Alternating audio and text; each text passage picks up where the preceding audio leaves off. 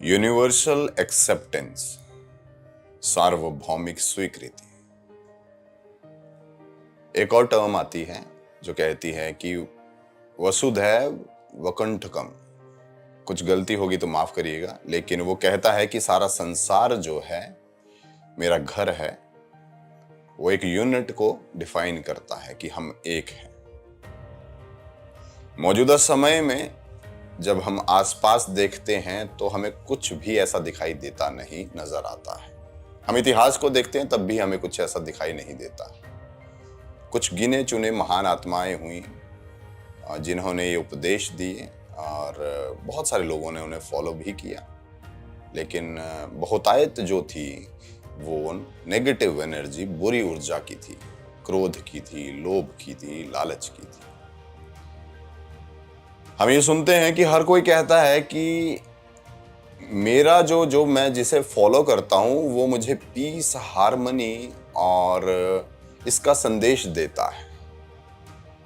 लेकिन जो ये लोग कहते हैं और जो इन चीजों को फॉलो करते हैं, सबसे ज्यादा युद्ध और इम्बैलेंस जो है मानवता का, वहीं देखने को मिलता है। तो मैं देख रहा था बीते दिनों दो वीडियोस देखी जिसमें राजनीतिक लोग जो हैं महात्मा गांधी की प्रतिमा के आगे रोते हैं। हो सकता है वो असलियत में रो रहे हो सकता है वो ड्रामा कर रहे हो, just to show the world, है ना, लोगों को दिखाने के लिए। हम कोई नहीं होते उन्हें जज करने वाले। फिर एक और वीडियो देखी बीते दिनों, होली का पर्व था।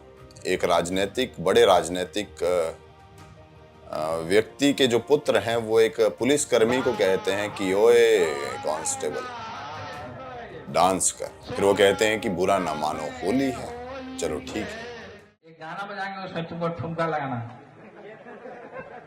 ठीक है? बुरा मत मानो, होली है, आज नहीं ठुमका लगाओगे तो सस्पेंड कर दिए जाओगे। बुरा मत मानो, होली है। लेकिन बात तब ताकत की सिद्ध होती है जब वो कहते हैं कि तुम सस्पेंड भी हो सकते हो। तो जब मैंने ये किस्सा देखा, ये घटना देखी वीडियो के जरिए, तो एक पौराणिक बड़ी कमाल की कथा जो है वो मेरे सामने आई। कथा थी हिरण्यकश्यप के भाई हिरण्याक्ष की। वो ताकत में इतना चूर था, उसे पता था वो बलशाली है, उसे ये भी पता था उसका भाई जो है वो समृद्ध है, और उसे सब कुछ पता था। तो वो सबको चैलेंज करता है कि आओ मुझे हरा के दिखाओ। व्याख्या कुछ ऐसे है कि वो इतना विशाल था कि उसका मुकुट स्वर्ग लोक को छूता था। समंदर की गहराइयां जो हैं उसके लिए गहराइयां नहीं थी। तो वो कहता है कि आओ मुझसे युद्ध करो। अगर कोई ना करता है कि नहीं मैं तो युद्ध नहीं कर सकता, तो वो जबरदस्ती लड़ता है। तो बड़ी रिलेटेबल सी लगी मुझे ये स्टोरी निजी जिंदगी में, जब ये मेरे आसपास कुछ ऐसी घटनाएं हो रही थी समाज में।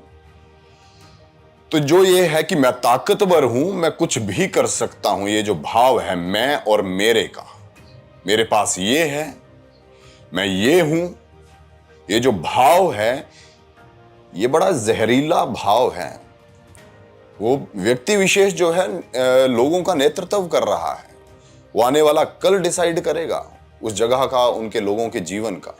लेकिन अगर उसे देखें तो वो बात क्या कर रहा है कि सस्पेंड कर दिए जाओगे। क्यों? क्योंकि वो ताकतवर है। तो उपनिषद की वो बात कुछ ऐसे है कि वो कहती है कि मैं हूं न जो, मेरे अंदर जो कुछ भी संचित है, चाहे वो क्रोध हो, प्रेम हो, कोई लालच हो, किसी भी तरीके का जो भाव है ना, वो भाव ये नहीं जानता कि मैं कौन हूं। वो कहता है कि मेरे अंदर तेज संचरित है, तेज को ये नहीं पता कि वो व्यक्ति विशेष कौन है। इसे और समझते हैं। कहता है कि जैसे मेरा नाम योगेश है, मुझे नहीं पता मेरी मृत्यु कब होगी। मृत्यु हमेशा मेरे आसपास है। मृत्यु को ये लेना देना नहीं है कि योगेश कौन है।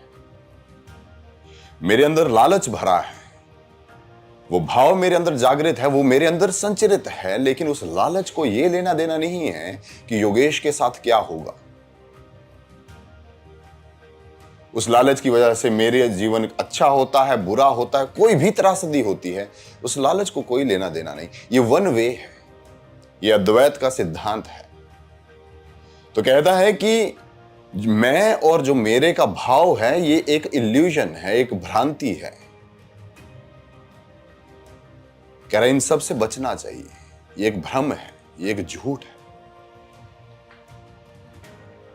तो मैं ताकतवर हूं, मेरे दादा अमुक थे, मेरे पिताजी अमुक थे, मेरे पास ये शक्तियां हैं, मेरे पास इतना कुछ है। ये जो भाव है मैं और मेरे का, ये एक इल्यूजन है, एक भ्रांति है। कह रहा है एक विद्वान, एक अच्छे, एक ब्रह्म व्यक्ति को ये चाहिए कि वो इस भाव से ऊपर उठे और जीवन जो है वो सुखमयता के साथ जीता जाए।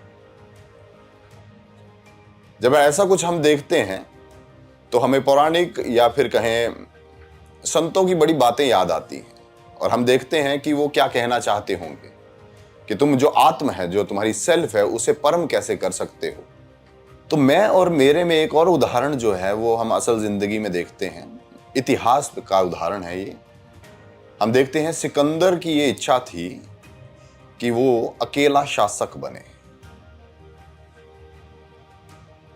किंतु उसका अंत जो है वो कहा जाता है कि मच्छर से हुआ, मलेरिया के मच्छर से।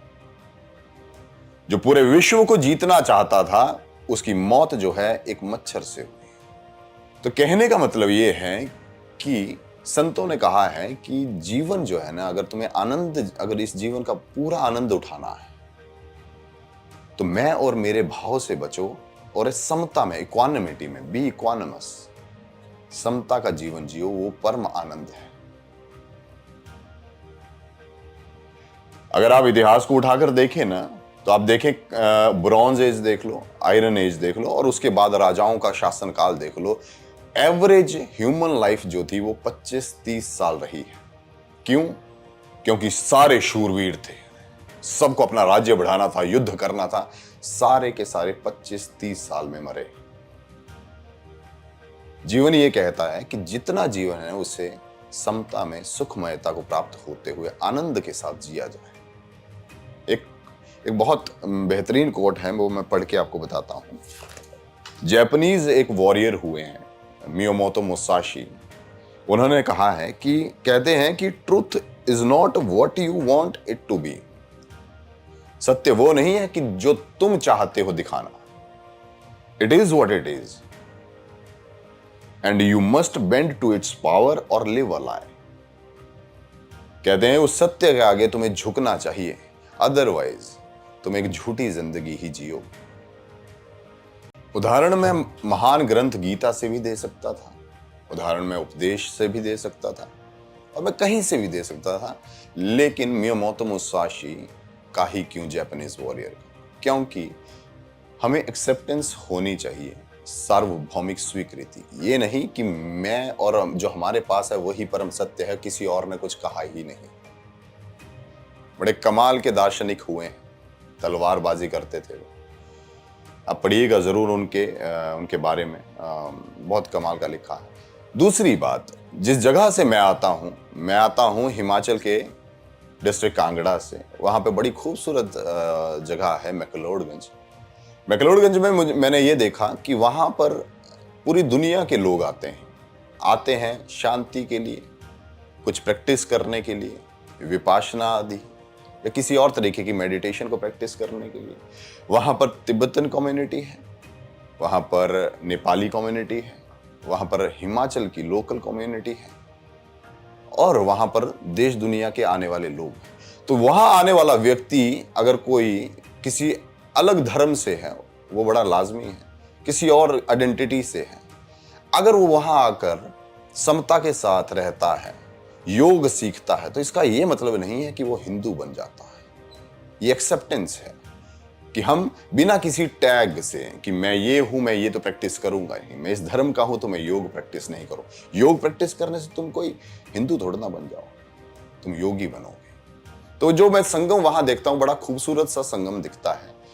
तो 4-5 कम्युनिटीज रहती हैं, बड़े प्यार प्रेम से रहती हैं। तो मुझे लगता है कि पूरे विश्व को कुछ वैसा सा होना चाहिए। उम्मीद है कि आपको ये एपिसोड पसंद आया होगा।